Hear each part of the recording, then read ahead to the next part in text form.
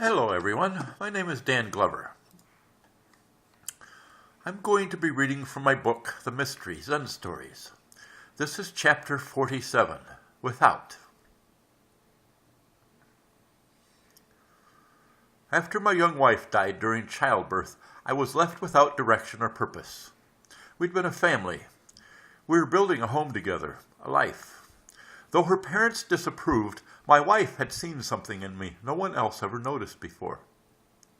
I'd been working at a job site some 1,000 miles away. Though I worried about her, she allayed my concerns by assuring me it would be months before she gave birth. Since we needed the money, I left her there in the care of her family. When they told me what had happened, I was consumed with guilt. At their funeral, I was sure everyone was looking at me, knowing it was my fault my wife and my son lay dead. In every spoken word I heard her name. In every waking moment I longed for the peace sleep would bring. In every dream I saw her. She was standing in a doorway waving goodbye. When I called out, she turned away as she closed the door softly. I drank to find solace in forgetfulness. For a time I did. But I would always sober up, and the memories would come rushing back. So I drank more. Though I knew she would never approve, I also knew she was gone. So I drank. I found myself lost in a strange city on a chilly autumn night. A store window showed me my reflection. I looked disheveled, hungry, and alone. A black cat sitting on an orange pumpkin grinned at me. There were dusty bottles in the store window, too, with dirt and junk piled in the corners, as if someone was going to fix it up, but grew tired and stopped. Standing there staring at myself, I smelled something bad. It was me. I hadn't bathed in weeks. I felt ashamed of how I had deteriorated. Looking about me, the street was empty. It pleased me to be alone in such misery. I walked on. I came to an old church with a rusty padlock on the door. A handwritten sign taped to the door said, "Closed." Must have been closed a long time. The sign looked faded and weather-beaten.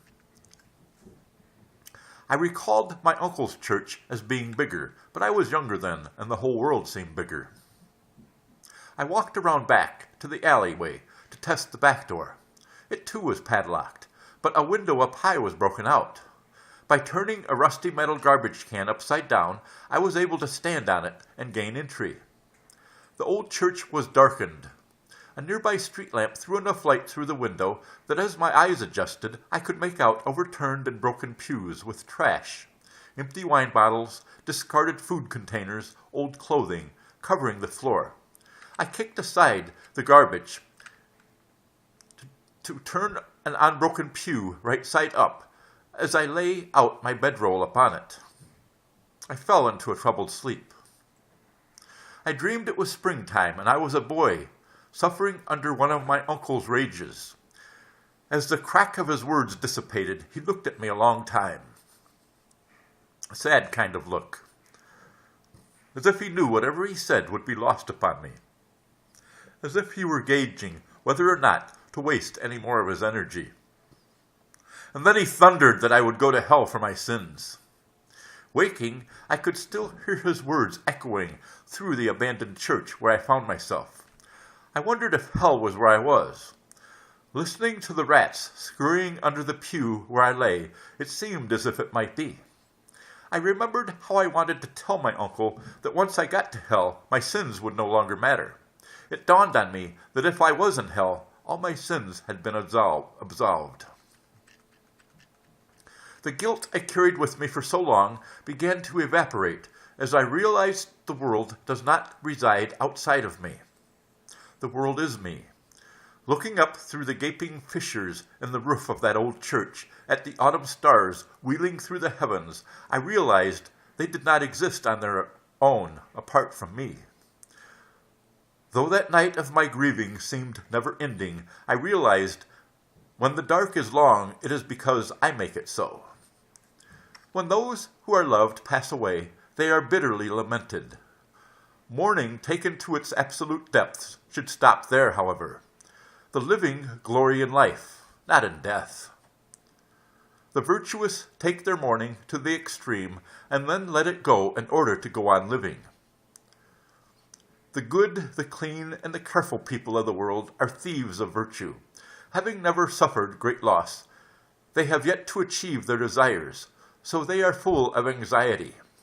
Once their desires are achieved, they are full of anxiety that they should lose them.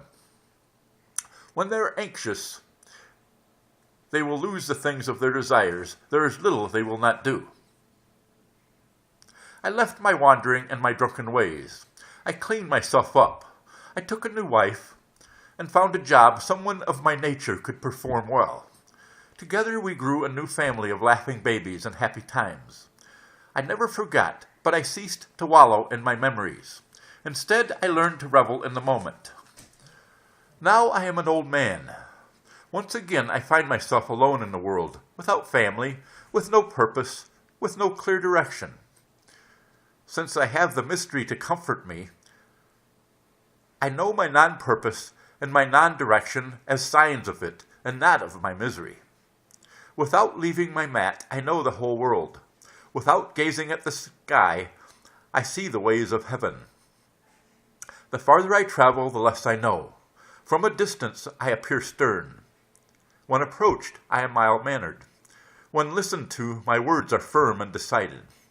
I see without looking. I listen without hearing. I know without learning. I work without doing. This is the way of the mystery. At the end. Thank you for listening.